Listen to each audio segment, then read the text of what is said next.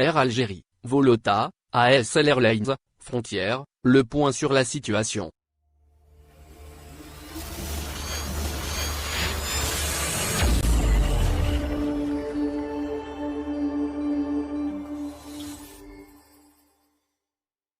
Algérie. Retrouvez ci-dessous un résumé sur l'actualité qu'il ne faillit pas manquer au sujet de la compagnie nationale Air Algérie, le transporteur espagnol Volota et la filiale française ASL Airlines, mais aussi sur la question de l'ouverture des frontières algériennes.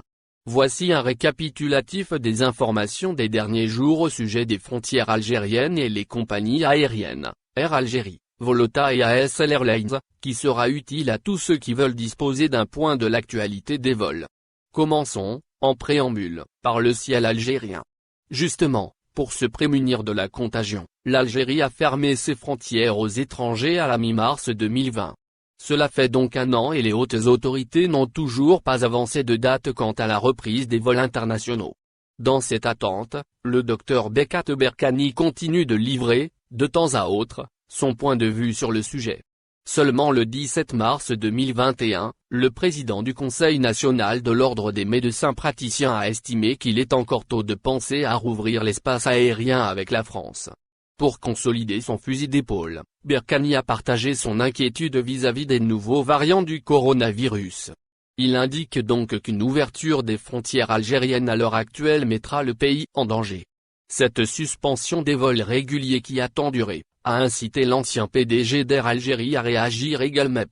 En effet, Chakib Elayi pense que le transporteur aérien national pourrait soulever cette crise et regagner sa santé de fer une fois que les vols reprennent.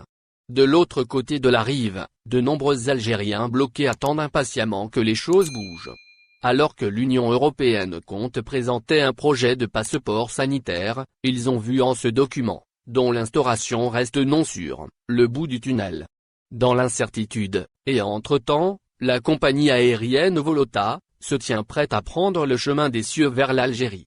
Le transporteur espagnol lance des préparatifs pour être au rendez-vous dès que le pays décide de déverrouiller officiellement ses portes.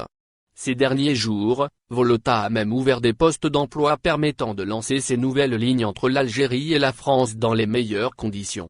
Mais l'arrivée de ce transporteur à bas prix fera-t-elle baisser les prix des billets de voyage ? Une question à laquelle a répondu l'économiste Abderrahmane Eya.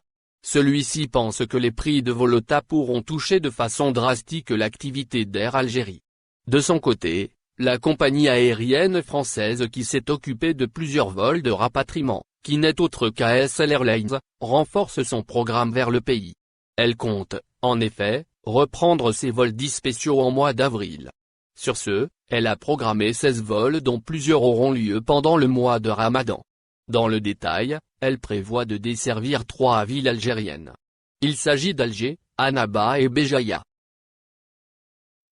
Merci de bien vouloir activer la cloche pour s'abonner, et de cliquer sur j'aime.